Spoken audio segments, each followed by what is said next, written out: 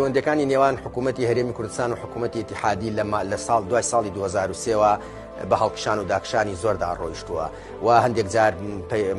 ئاستی سراعەکان زۆر تون بوونە، بەڵام هەندێک جار پەیوەندەکان لە ئاستێکی زۆر باش بووە. ئەوەی کە منم ئەتوانم باسی بکەم لە ئێستادا ئەو سیاسەتی کە حکوومەتی هەرێمی کوردستان گرتوێتێ بەر لەگەڵ حکوومەتی ئیتیحادی و هەوڵدان بۆ چارەسەرکردنی کێشەکان لە ڕێگەی بەغداوە، ئەمە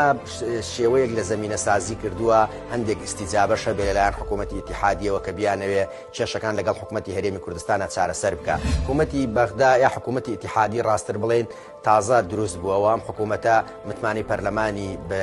بەدەستهێناوە و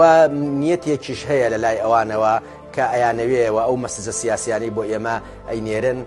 تاکید لەواکەنەوە ئەوان ئەیانەوێ ئەم کێشانە چارەسەر بکەن، بۆیە ئێمە ئەم نیەتە بە نیەتێکی ئیجابی داهێنین و ئەم هەڵوێستیان بە هەڵوێستێکی ئیجابی داهێنین و وای خوێنینەوە کەوان ئەیانەوێ کێشەکان چارەسەر بکەن، بۆیە ئێمەش بۆ ڕوحیەتەوە ئەمانەوێ سەردانی بەغدا بکەین بە مەبەستی چارەسەرکردنی کێشەکان.